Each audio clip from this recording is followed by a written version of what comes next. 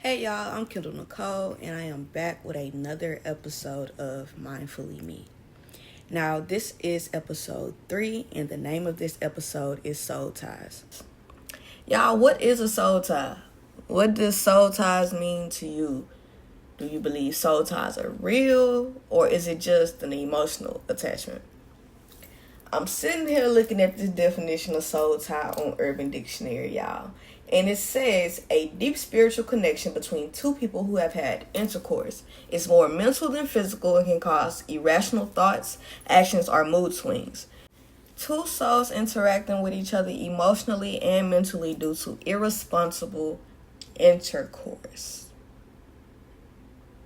Okay, Urban Dictionary. Whatever that means. Let's get deep into it. So, on this episode, we're going to discuss understanding soul ties, the emotional and psychological side, the toxic cycle, breaking free and healing, cultural and social views, and just really depict what I think a soul tie is. Now, I feel like this topic could get really deep, especially if I'm going to include like my personal experiences, audience opinions, and just like advice I have on it. I'm trying to see how we gonna start this off. I'm looking at these questions and they coming heavy with them. They really are. This first one, straight go into it. Do you believe soul ties are real, or is it just an emotional attachment?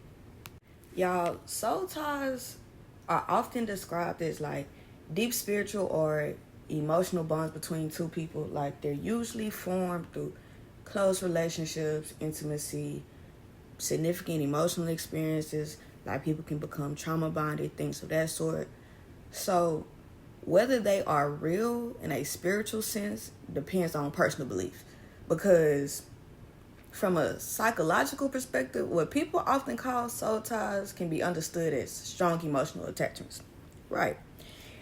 These emotional attachments are usually created through shared experiences. So, intimacy and deep emotional investments usually is what makes a soul tie. During close interactions, which can strengthen the connection and make it unbreakable, is usually what's getting people stuck together. That's usually why people feel so deeply connected to somebody after even the relationship ends or they're trying to get away. So what I say is, while the connection of soul ties may have spiritual significance to some, from my standpoint, it's just something that aligns closely with emotional attachment and the way our brains process relationships. So, do I believe soul ties are real? Yes, unfortunately. Yes, I do. So going straight into the next questions, it says, how do you know if you have a soul tie with somebody? Baby, you gonna know. You're gonna know off rip if you have a soul tie with somebody. Recognizing a soul tie or just deep emotional attachment in general with somebody often comes to how intensely you feel connected with them. Like, usually you feel that unexplainable connection, like you drawn to this person in a way that is so hard to put in words, or even when time passes or circumstances change, the connection still feels strong, like no matter what. And then they usually constantly on your mind, like you think about them often, even when you don't want to. They be showing up in your dreams, random moments of the day. You in your house by yourself, all of a sudden you smell like scent. Girl, what's going on? A soul tie. That's exactly what that is. Thank you. And then it's like, in my experience, you always feel their emotions deeply. Like, you can sense their mood even without them saying nothing. And then what they going through, like they pain of happiness often affects you more than it's affecting them. And usually, them relationships feel hard to break. Like, even if you try to move on, something keeps pulling you back. Cutting ties with them feels emotionally draining. Sometimes it's physically draining too. Like, You just tired. Your whole body hurt. Your brain hurt because you trying to get away from this person and you cannot. I done had it so bad. It's like I started to feel incomplete without them. Like, feel like something missing. A part of you missing just because they not around. And you trying to get over it, but other relationships seem like they can't compare to that next relationship. And that be the hardest part for me. You trying to let go and move on to the next person, build something with the next person, and can't because you so attached to what you used to have with that person. It's affecting your love life. And another thing I feel like is always an energy shift when you're together. Like, being around them make you feel different. Like, it's either comfort, chaos. You feel like they bring out certain aspects in you that other people don't. Sometimes soul ties can be positive. They can be the deep love and growth that you need, or that shit can be unhealthy, like keeping you attached to somebody that ain't good for you at all. And I feel like that's where the big thing about soul ties come from. Because yeah, they can be good, but when they bad, oh baby, when they bad, that shit is terrible. And that goes into the emotional questions. Like this one says, are soul ties always toxic or can they be healthy? I would say soul ties are not always toxic. Like, they can be incredible. They could be fulfilling when, like, the love is actually there. Like, when it's actually a supporting relationship, everything can be good. Like, a positive soul tie can create a deep sense of security, understanding, and connection that helps sometimes both of those people grow. However, when a soul tie is formed through things like trauma, manipulation, or like just unhealthy attachment, it can feel more like an addiction. And that be keeping you bound to somebody when they ain't even good for you. Your mama hate them, your daddy hate them, you hate them, and you just stuck. You just stuck. And I usually be telling people, like, love is a drug. Love itself functions like a drug. When you're in love, your brain releases all type of big old words. Dopamine, oxytocin, serotonin. Them words I learned in class. Shout out to the psychology degree I'm trying to get. But, like, those same things are associated with addiction. Dopamine creates euphoria, baby. In euphoria, yeah, girl, sometimes it's good. But that can make you obsess over your person. Like, that can make you think they the best thing in the world. And whole time, they ain't. Back to what I was saying, dopamine creates euphoria. What I said, oxytocin creates, it strengthens attachment. Serotonin makes you obsessive.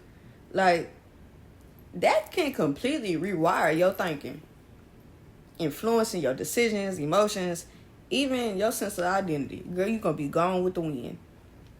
And I feel like that's why love can feel intoxicating, why heartbreak can feel like withdrawal, and why certain people are usually hard to let go of.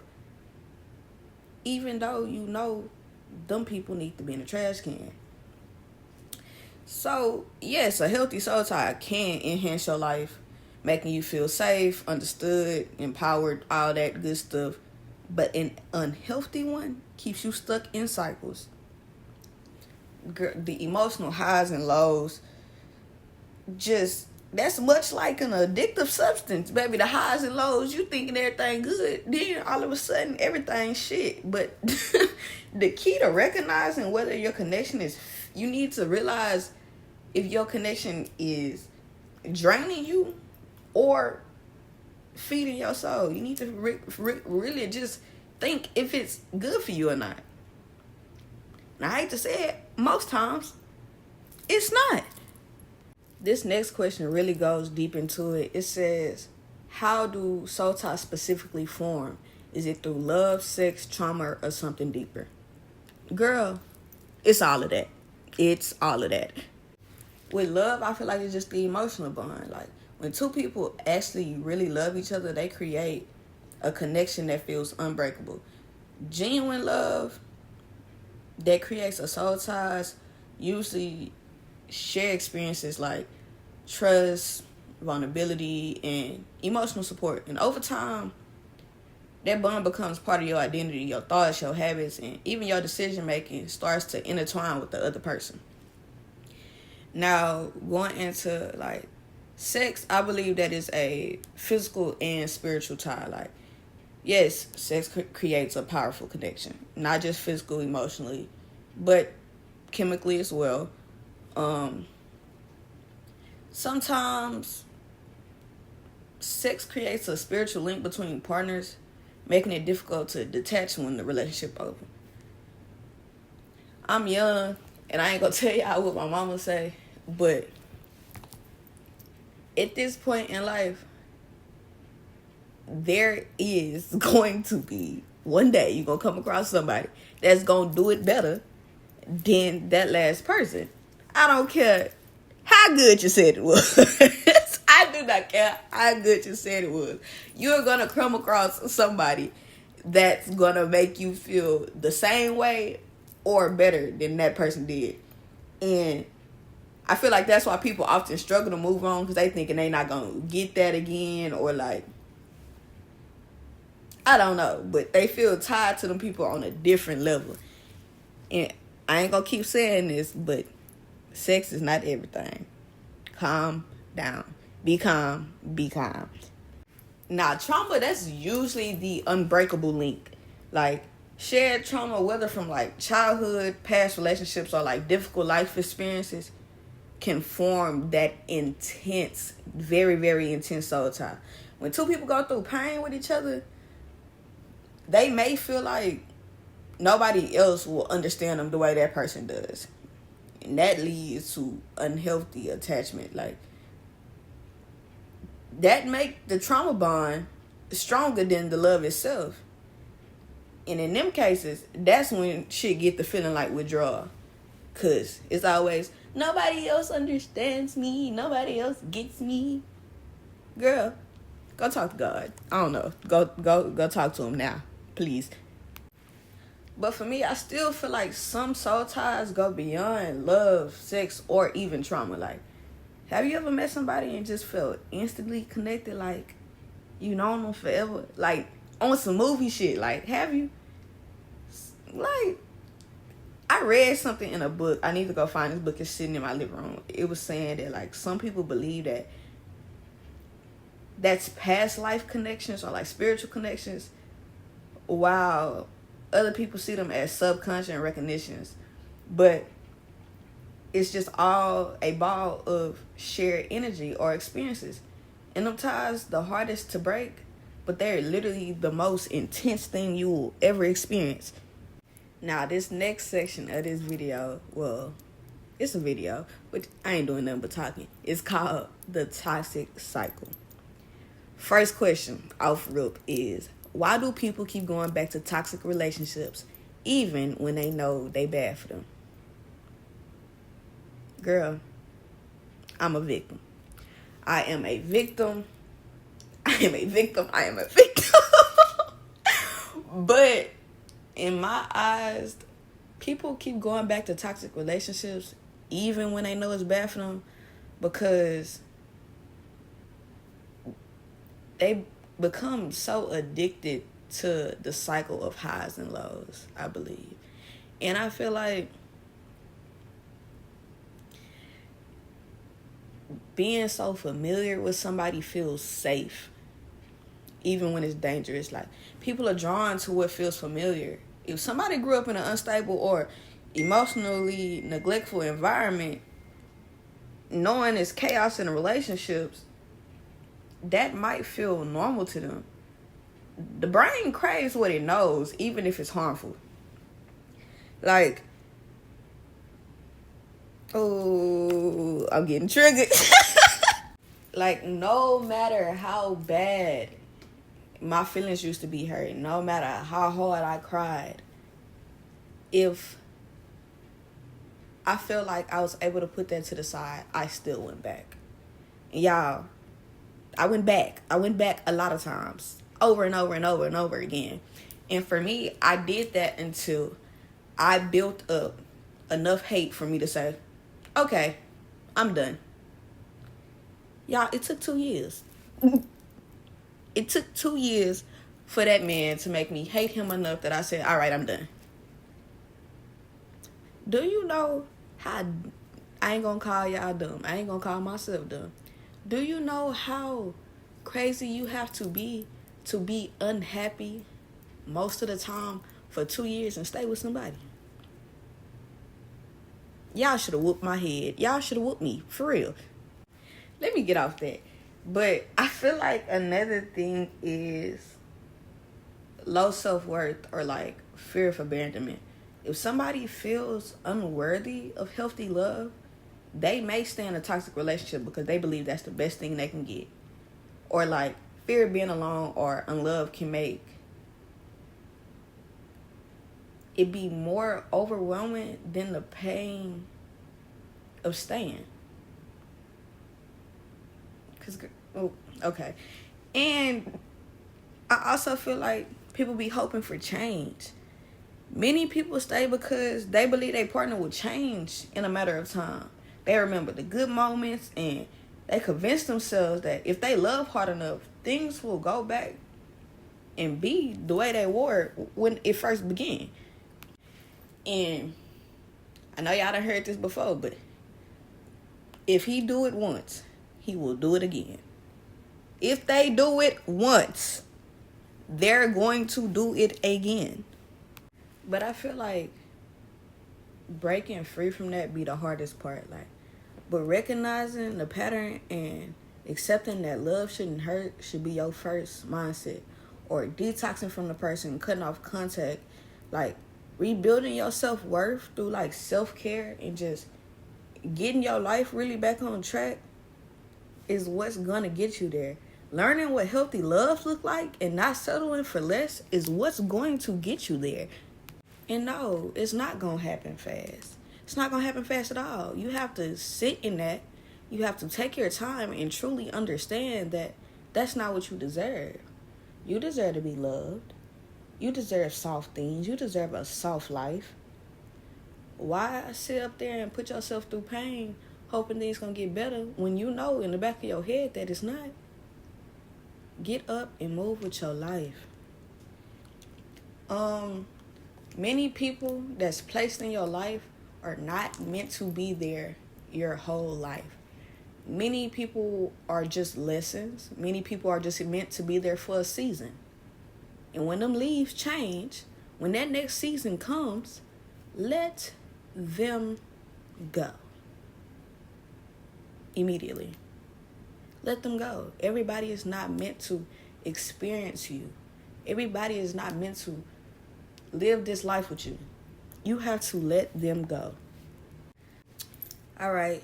This next question says, have you ever experienced a soul tie that was hard to break? What happened?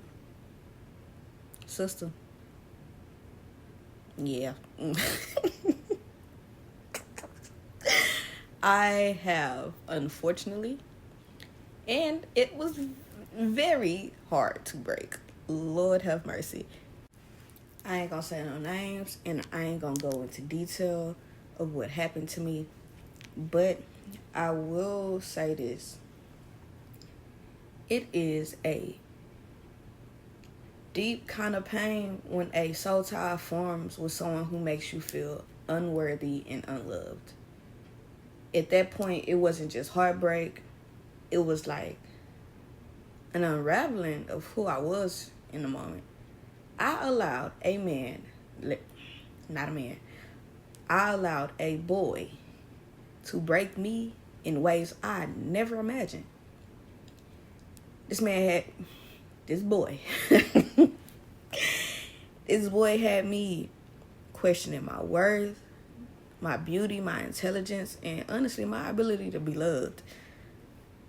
The emotional weight of it was suffocating. I felt like I was drowning. I was being pulled into a darkness I couldn't escape. I started isolating myself. I pushed all my friends away because in that moment, I felt like they wouldn't understand, or like that they was tired of hearing about the pain that I was going through. The anger that built up inside me, not just towards him, but towards myself. I'm questioning myself. How did I let it get this bad? Or how did I let somebody have this much control over my emotions, my self-esteem, my mind? I was confused. Like, I was conflicted with myself. Like, the thing about a toxic soul tie is that it doesn't break easily. Even when I convinced myself I hated him, I was still tied to him. I spent years caught in a cycle of leaving and returning, of trying to move on while still secretly hoping that one day he was going to wake up and change. As you can see, he never did. As you can see, he never did. And honestly, neither did the pain until I made that choice to heal. It ruined my mental health. It altered my brain. And it's like, when you spend so much time in a toxic relationship, your brain adapts to survival mode. You start expecting pain, manipulation, and disappointment from everybody. I just knew everybody was trying to do me dirty. Everybody in my mind was out to get me.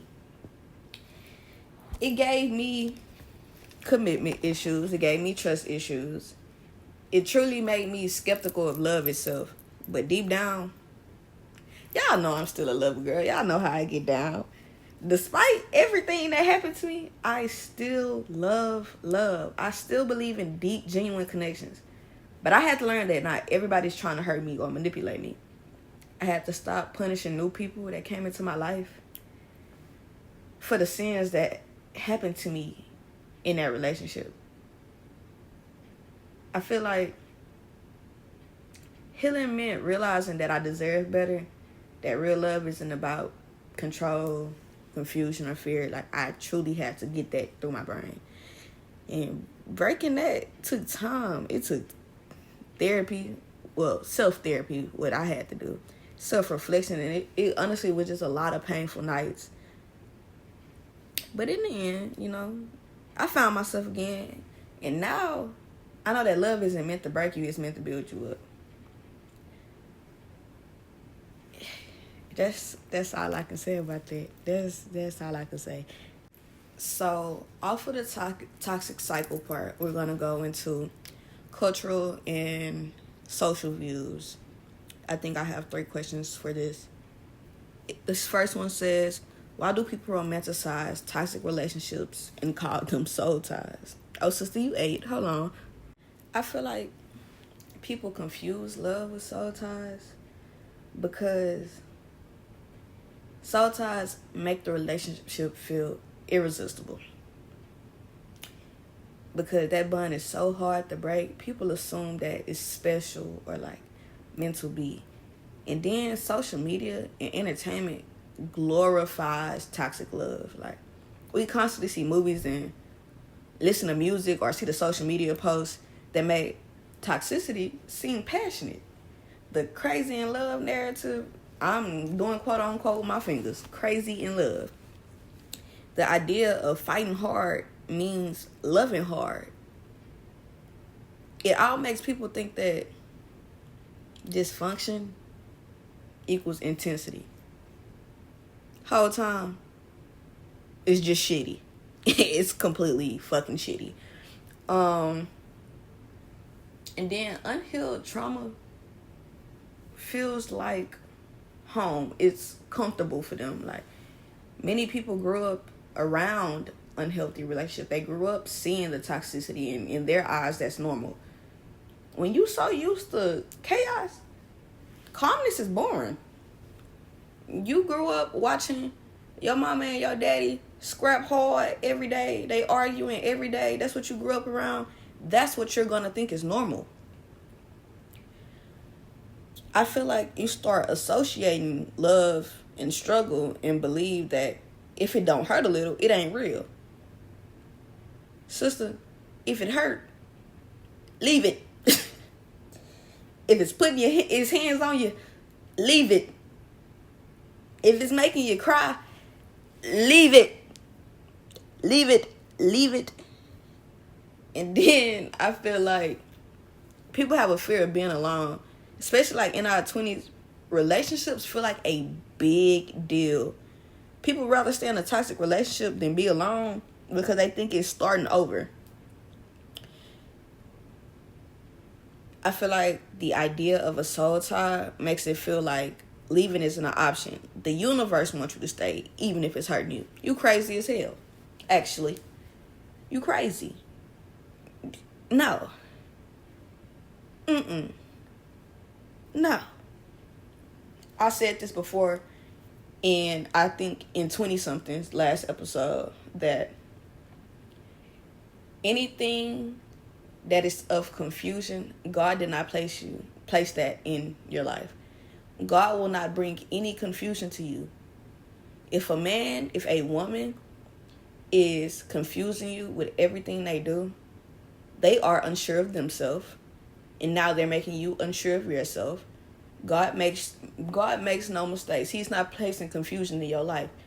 Nothing that you think you love, that you want to be with, should hurt you or confuse you in any way.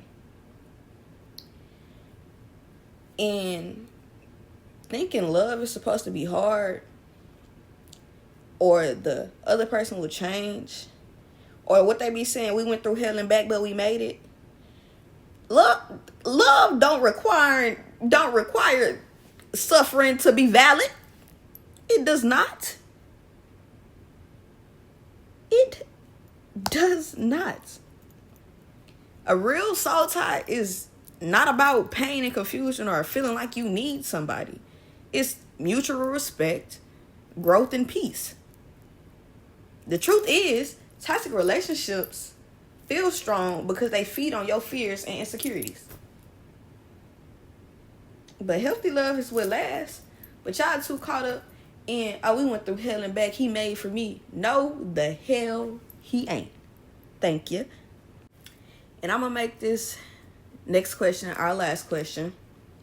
It says, how do family ties or relationships play a role in soul ties?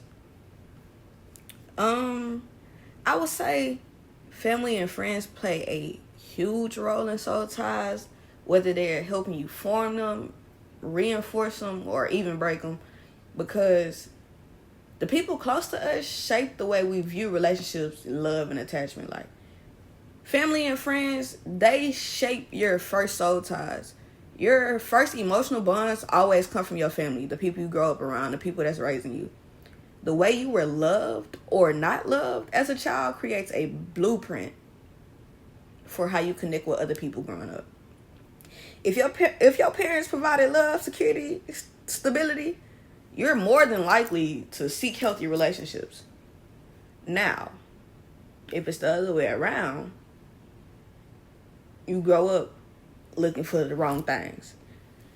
If they were more emotionally unavailable or like inconsistent in your life or even abusive, you might mistake toxic attachments for love later in your life. If you saw them toxic relationships growing up, like I said, you may subconsciously repeat those patterns thinking they're normal, and it's not normal. And I would say friends can influence who you tie yourself to. Y'all know y'all got some friends that's gonna hype up a toxic relationship, making you feel like that shit normal or it's even romantic. It ain't. And them ain't your friends, because they want to see the worst for you, obviously.